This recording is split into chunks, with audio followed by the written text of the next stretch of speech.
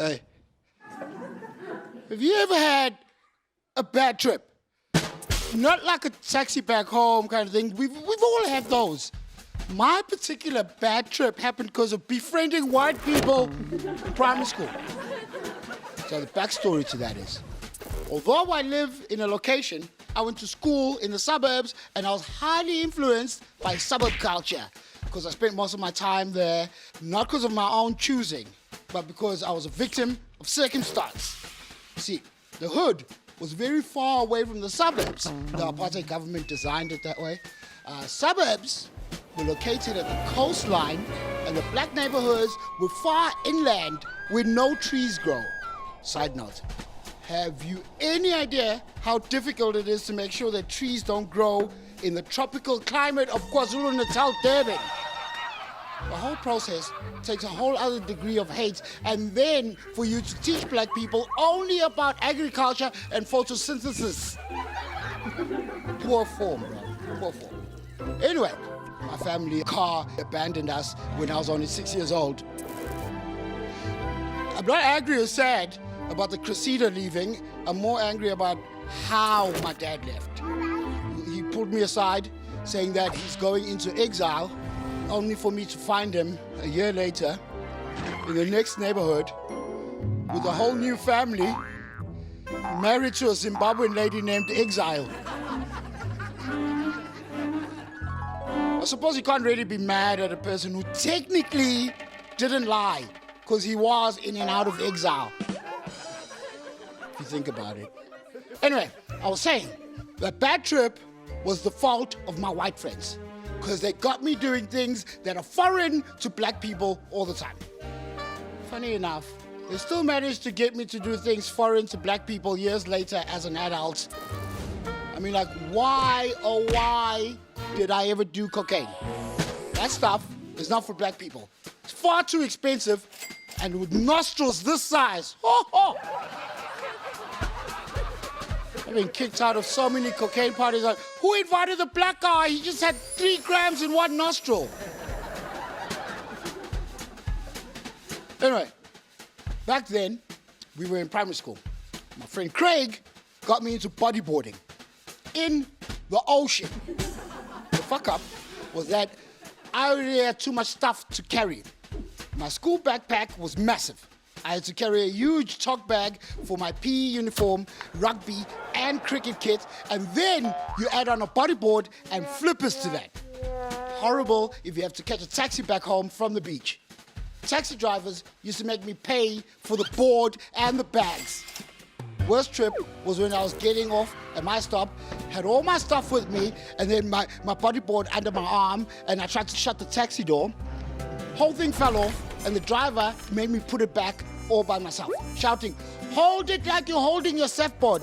How do you hold a taxi door like a surfboard? That guy. Anyway, I didn't even have the energy to correct him. But that's not the kind of bad trip I'm talking about. Loads of people have had those. All right? Lots of people have even had bad overseas trips. I remember my trip to Diani Beach in Kenya. Beautiful place, great wildlife, superb beaches. Unfortunately, everyone there is poor. It would have been like an island paradise had the airline not lost my luggage and I had to spend the entire time there in the same outfit.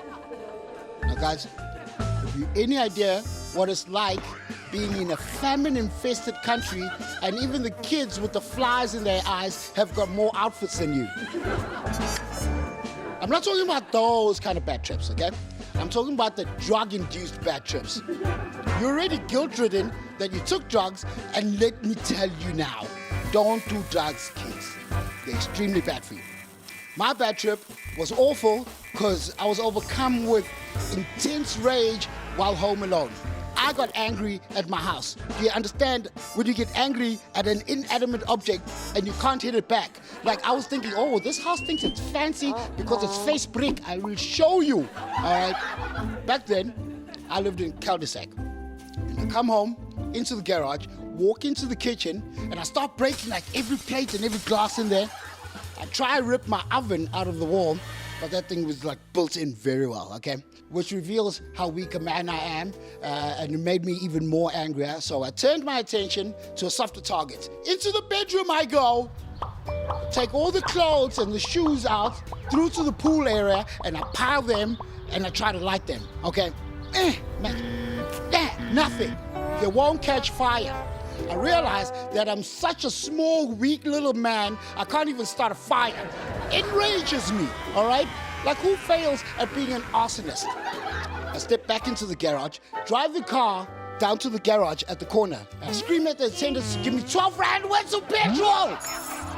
They're like, what are we gonna put 12 rands worth of petrol in? I'm like, I don't know. Ah! So I get back in the car. I drive the 2 minutes back to the house. I get inside, looking for a container to pour petrol in.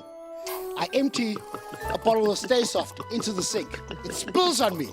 I'm even more upset now, because how am I gonna be all menacing, like a menacing thug, when I smell like lavender? I get back into the car. I see the big concrete pole in my cul-de-sac, okay? It's like a light pole, right? I'm like, a new thing to face my rage. So I rev my Toyota Yaris as much as I can and speed off towards the giant concrete pole. And I'm not realizing that there's like a meter of pavement before you reach the pole. Hit the entire undercarriage of the car and messed up the sump. I don't even know what a damn sump is and where it's located in the car. Anyway, the front of the car dinged in the concrete pole. The concrete pole itself, I just dinged it, like, boop. I'm livid. I can't even do the job of a crash test dummy. I drive the car back to the garage with the Stay Soft on my lap, okay? Now the car's messed up, the sump is gone. I get to the garage. I'm like, 12 rand worth of petrol! I drive back to the house, out to the pool area with my lavender-flavored petrol. I pour it onto the clothes, and I light the whole pile on fire. Glorious! Right? No. My dumbass made the pile of clothes right under the thatch lapa. Now the whole house is about to burn down. I didn't want that. I just wanted like, ooh, little bonfire. Whole house on fire. You can't have that. I'm in a cul-de-sac. I'm in Roodepoort. All my neighbors are Afrikaans. It's gonna look like a crime. Anyway. So now I'm running between the pool and the lapa, scooping up water in the Stay Soft bottle, it's got a weirdly big hole at the top, but it really can't take water in well.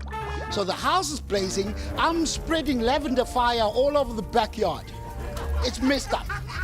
Basically, the moral of the story is, don't do drugs. You'll have a bad trip.